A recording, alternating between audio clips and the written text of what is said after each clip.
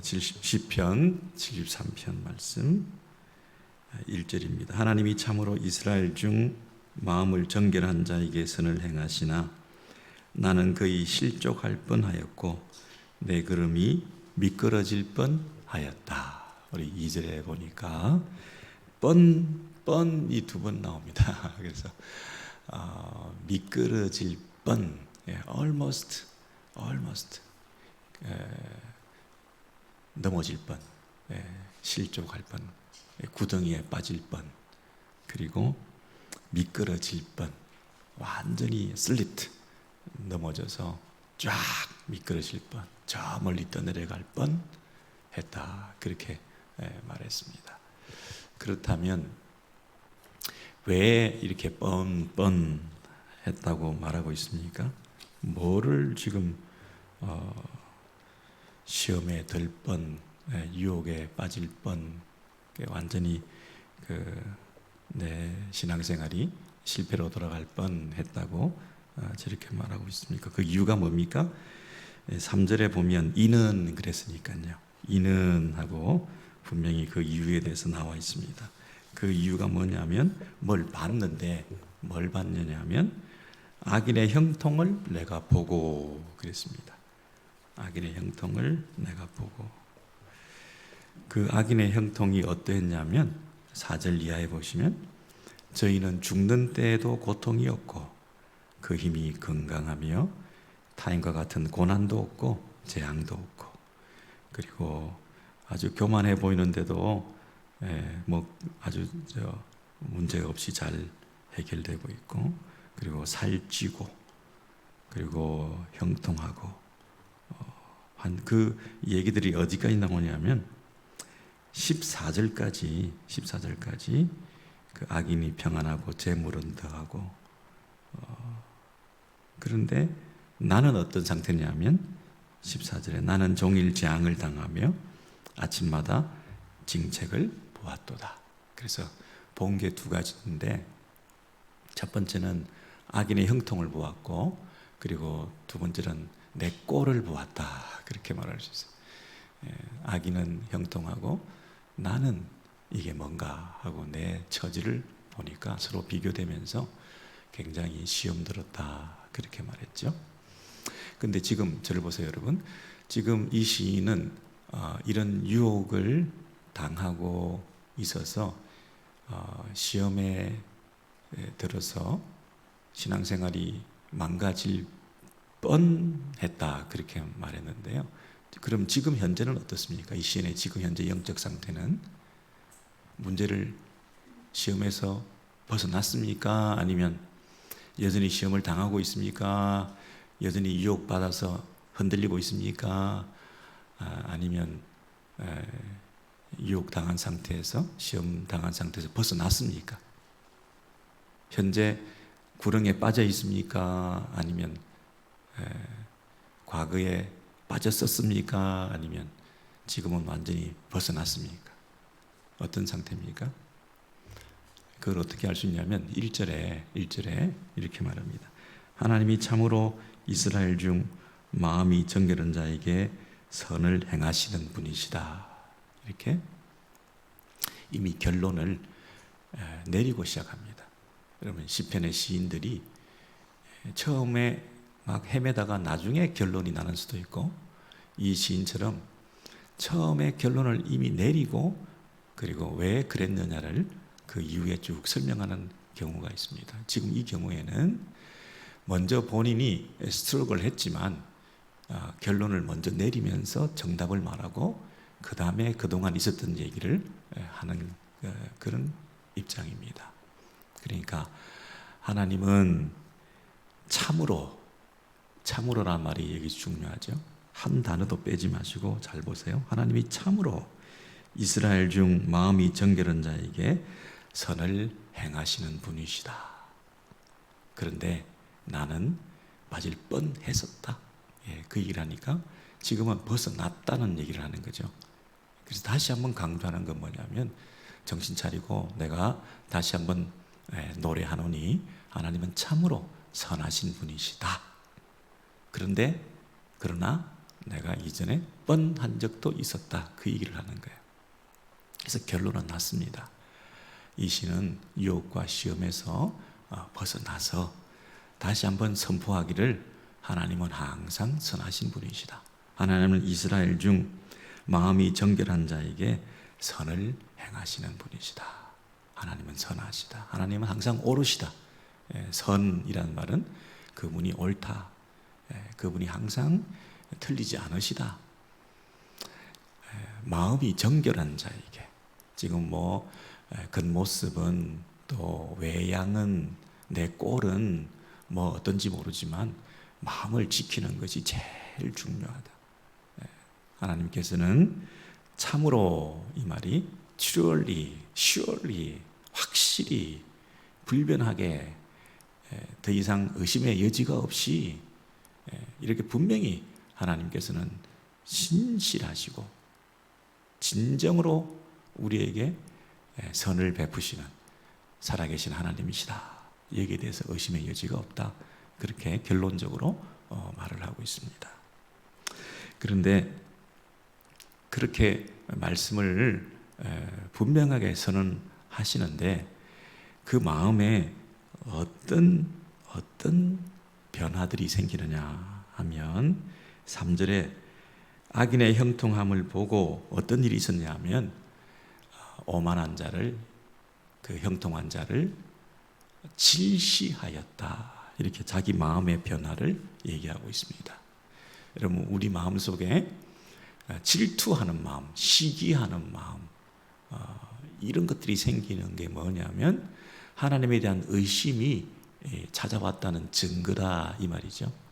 악인의 형통함을 보고 내가 질시했다. 내가 마음속에 요동함이 있었는데 그 속에 부러워했다. 뭔가 마음속에 막 흔들리는 것이 생겼는데 그게 알고 봤더니 부러움이었다. 질투하는 마음이 생겼다. 그게 벌써 하나님께서 하시는 일에 대한, 하나님의 선하심에 대한 어떤 의심이 내게 찾아왔다 하는 증거라는 거죠. 하나님에 대한 흔들리는 마음은 이웃에 대한 질투의 마음으로 찾아온다. 이렇게 말해도 과언이 아니죠. 다른 사람들에 대해서 막 생각이 많아지고 그들이 눈에 보이고 그들의 어떤 그 디테일한 부분까지 내 안에서 부러움으로 질투하는 마음으로 찾아와서 내가 내 처지와 비교해 볼 때 뭔가 마음에 요동함이 막 생기게 되는 그런 마음의 상태는 지금 내 안에 시험이 찾아왔구나. 내가 유혹받고 있구나. 뻔뻔히 넘어질 뻔하는 그런 모습을 지금 내가 스스로 보여주고 있는 것이다. 이렇게 말할 수 있습니다. 그런데 이 시인이 그런 상태를 어떻게 벗어났는지를 한번 보십시오. 이 4절 이하의 그 쭉 아까도 말씀드렸습니다만은 그 부러워하고 또 시험 들고 있었던 그 내용이 그 다른 사람들을 바라볼 때 그들의 형통함에 대해서 우리가 보게 된 것 때문에 그러지 않았습니까? 그래서 4절 이하에 쭉 제가 읽어드리지도 않겠는데요. 입에 자꾸 오르내리면 진짜 그렇게 되기 때문에 4절 이하에 쭉 보시면 정말 그들의 형통, 뭐 죽을 때도 고통이 없이 죽고 늘 건강하고 늘 살은 쪄 있고 가난하지도 않고 고난을 당하지도 않고 그런데 그만하기까지 해. 그래도 아무 문제 없어. 그런데 내 모습은 정말 보잘것이 없다 했을 때 그게 다 하나하나 다 부럽다는 거예요. 하나하나 부럽다. 건강한 것도 부럽고 잘 나가는 것도 부럽고 고난이 없는 것도 부럽고 주렁주렁 목걸이를 차고 있는 것도 부럽고 그런데 14절에 나는 종일 재앙을 당하며 아침마다 징책을 보았도다 해놓고 이제 15절에 이제 뭐라고 얘기를 하냐면 73편 15절입니다. 내가 만일 스스로 이르기를 내가 이렇게 말하리라 하였다면 주의 아들들의 시대를 대하여 계휴를 행하였으리이다. 이 번역이 개역 한글에는 계율을 행하였으리라 이렇게 되어 있고, 다른 번역은 악행을 행하였으리라 되어 있고, 다른 번역은 배반을 했다 이렇게 얘기하는데, 누구한테 배반을 했냐면 주의 아들들의 시대를 대하여 이렇게 말했습니다. 다른 번역을 보면 주의 아들들의 세대를 향하여 이렇게 번역된 데도 있고요. 주의 아들들은 누굽니까? 하나님의 백성들이죠. 주의 아들들 하면 하나님의 백성들, 그리고 하나님의 백성들의 시대를 제너레이션이라고 영어로 되어 있는데요.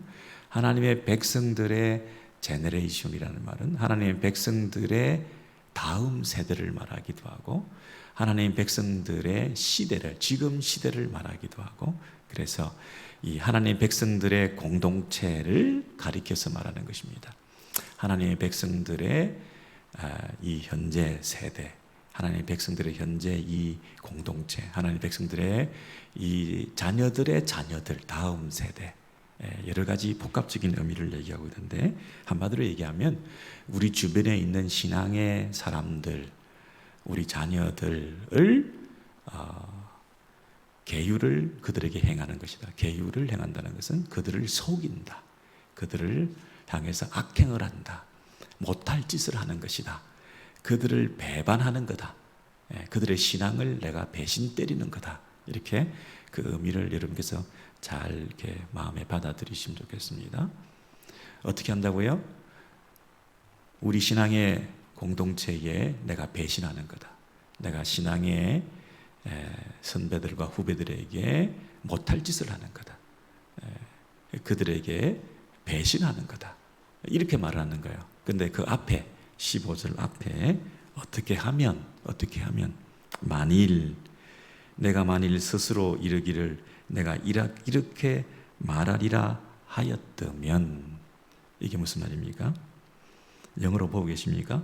내가 만일 스스로 이르기를 내가 이렇게 말하리라 하였다면, 이렇게 말하리라 하였다면, 내가 이렇게 만약에 말했다고 한다면, 내가 스스로 큰일 날 뻔했다, 내가 정말 이렇게 말했으면 어떡할 뻔했냐. 근데 이렇게가 뭡니까? 이렇게가 어떤 번역에 보면 그들처럼 이 악행하는 사람, 형통한 사람, 이런 사람들이 자고해서 나는 잘 먹고 잘 살고 있다, 뭐 다른 게 사는 게 있냐, 이렇게 사는 게 최고지, 니들은 뭐하냐, 이렇게 살아야 되지 하고 기고만장하고 교만하게 말하고 있는 그들처럼 나도 그렇게 나도 살아봤으면 하고 이렇게 따라가는 이런 말을 했다고 그렇게 번역된 데도 있고요. 아니면 거기 위에 있는 10절 이하에 그러므로 백성이 이리로 돌아와서 잔에 가득한 물을 다 마시며 말하기를 하나님이 어찌알랴 지극히 높은 자에게 지식이 있으랴 하도다. 이게 뭡니까? 하나님이 다 어떻게 알겠냐? 우리는 이 땅에서 잘 먹고 잘 살면 되지, 하나님이 뭐 이 땅까지 다 간섭하겠냐? 높은 자에게 지식이 있으랴, 저 높이 계시는 분이 뭐 이 땅에 있는 걸 알긴 알겠냐? 우리는 항상 열심히 이 땅에서 물질을 추구하고 육신을 쾌락을 추구하고 한 번밖에 없는 인생, 이 땅에서 잘 살아야지, 이렇게 살아가는 그런 삶을 나도 본받겠다, 따라가겠다, 나도 그렇게 말하고 싶다. 12절 볼지어다 이들은 악인이라 항상 평안하라고 재물은 더하도다. 내가 내 마음을 정의하며 내 손을 씻어 무죄하다 한 것이 실로 헛되도다. 실로 헛되도다. 저들은 악인인데 형통하고 평안하고 물질은 많은데 내가 내 마음을 정의하고 깨끗하게 하고 내 손을 씻어 정말 죄 없이 살고 하는 게 무슨 의미가 있냐? 헛되다. 이렇게 말하는 것. 이렇게 말하는 것. 내가 만약 사람들에게 신앙 공동체에 와서 한 사람에게 이렇게 조용히 말합니다. 다 쓸데없어. 이렇게 뭐 예배 드리고 헌신하고 정직하게 회개하고 기도해 오고 이게 무슨 일이야? 이따 먹고 살아야지. 이렇게 뭐 산다고 뭐 하나님이 알긴 하냐? 저 위에 계시는 양반께서 그냥 바쁘신가 봐. 그 세상에 많은 사람들 기도를 다 어떻게 들어주겠어? 전능하신 하나님이 전능하시다면 세상을 이렇게 내버려 둘 수가 없지. 그냥 사랑하신다고 하면서 그냥 흉내만 내시고 말만 그렇게 하는 거지. 그냥 우리는 우리 인생 우리가 잘 매니지하고 살아야지. 그분 믿고 있다가 큰일 난다. 인생 짧은 거야. 열심히 살아서 일단은 한몫 챙기고 살게 해놓고 그 다음에 신앙생활도 하는 거고 그런 거지. 우리 자녀들아 제발 정신 차려라. 이 험한 세상에서 어떻게 살려고 그래. 약삭 빠르게 살고 돈부터 챙기고 일단 네 삶을 잘 살 수 있도록 해난 다음에 뭐 예배도 드리고 하나님 섬기고 뭐 말씀도 읽고 그래야지. 지금 지정신이냐. 내일 모레 시험인데 왜 예배 드려. 말도 안 되는 짓 제발 그만해. 우리가 이렇게 말할 뻔했다는 거예요. 만일 내가 그렇게 말을 했다고 한다면 내가 그들을 배신하는 거였다. 그래서 지금 이 시인은 그렇게 말을 했다는 겁니까? 안 했다는 겁니까? 말을 할 뻔, 거의 할 뻔 했는데 15절에 내가 만일 스스로 이르기를 내가 이렇게 말하려 하였다면 내가 주의 아들들의 그 시대를 대하여 악행을 하는 것이었다. 그래서 말을 하지 않았다는 겁니다. 속으로 많은 생각이 있었는데요.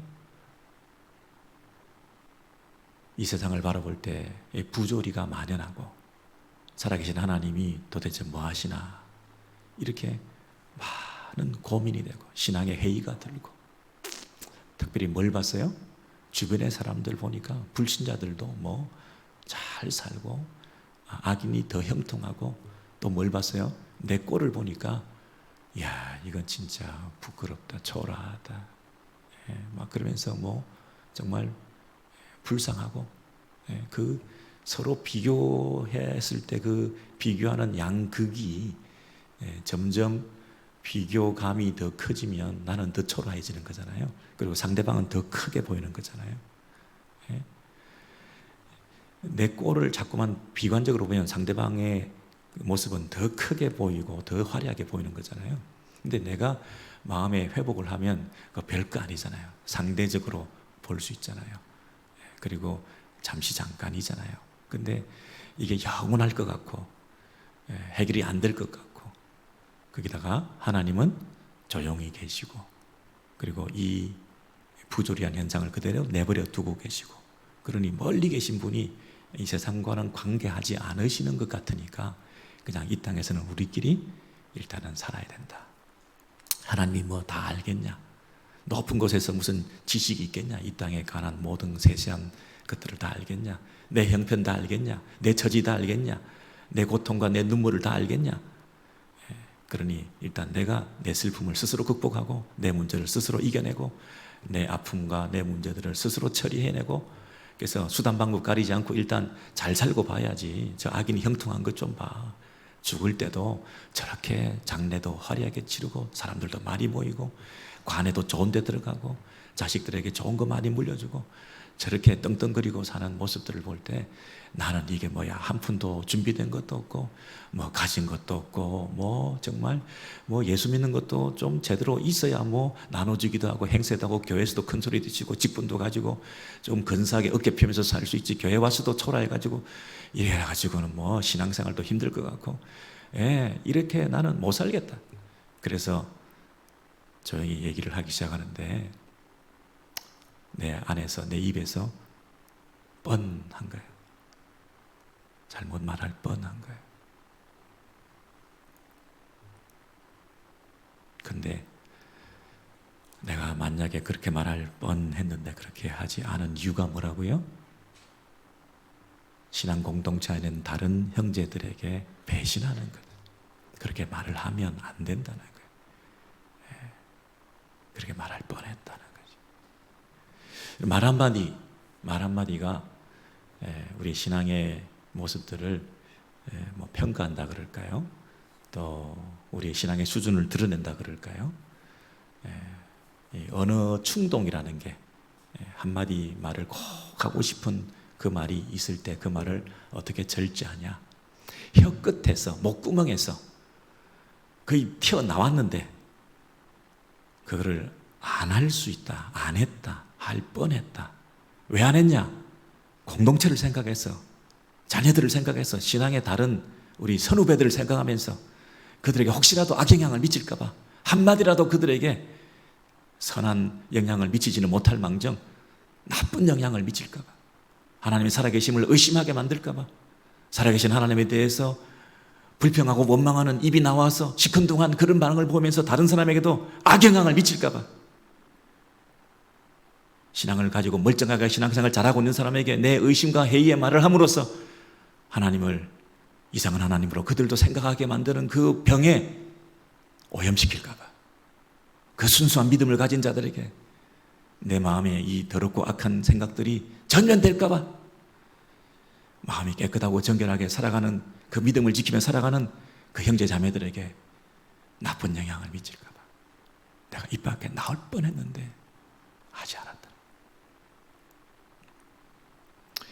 여러분, 우리가 헌신 예배를 드린다 그랬을 때 우리가 물질로 헌신하고 시간으로 헌신하고 많이 봉사하고 그런 것도 중요한데요, 말의 절제에 헌신하시면 어떻습니까? 마음의 이 질투심을 절제하는 것에 내 인생을 한번 들여보시면 어떻습니까? 야, 이건 안 해야 된다. 부러워하는 것, 질투심, 마음에 이 나도 모르게 생기는 분한 마음, 부러운 마음, 이런 것 한번 정리하시고 절제하시는데 한번 우리가 기도해 보시면 어떻습니까? 또 한 가지는 어느 충동에 대해서 절제해 보시면 어떻습니까? 야, 이거 신학적인 질문도 참 많습니다. 전능하신 하나님이 이러실 수가 있는가? 어려우신 공의로우신 하나님이 이러실 수가 있는가? 이게 전부 다 신학적인 질문들입니다. 그런 질문들을 우리가 나도 모르게 툭툭 던지면서 신앙의 해이에 빠질 수가 있습니다. 그런데 그런 질문 한마디, 어린애까지 다 죽이시는 하나님, 전쟁에서 날마다 싸움하시는 우리 하나님, 하나님은 어떻게 그렇게 잔인하신 하나님이신가? 이런 질문에서부터 시작해서 계속 그런 얘기를 하다 보면 공의롭고 선하시고 아름답고 사랑이 많으신 하나님께서 어떻게 이러실 수가 있냐 하는 그 말 한마디, 그 질문 하나에 우리 자녀들 다 나가 떨어집니다. 어떻게 그럴 수가 있냐? 의롭지 못하시다, 공평하지 못하시다, 그렇게 잔인하신가? 그렇게 사랑이 없으신가? 예수께서 십자가에 달려 죽으신 것은 예수 믿는 사람들만을 위해서 십자가에 달려 죽으신 것인가? 그러면 사회동포주의는 어떻게 듣는가? 세상 모든 열방들은 그러면 구원받지 못하는가? 구원받은 사람은 제한적인 속죄론에 빠져 있는가? 아니면 만인들이 다 구원받을 수 있는데 이 십자가의 유효성은 그러면 예수 믿는 사람에게만 유효한 건가? 이런 질문을 막 해대면서 하나님의 사랑에 대해서 의심하고 예수의 십자가의 공로에 대해서 의심하고, 교회 안에서 이런 회의에 빠지는 신앙생활을 얼마든지 할 수가 있습니다. 그런데 내가 한마디 잘못하면 연약한 신앙을 가진 사람들이 다 넘어지는 거예요. 맞네.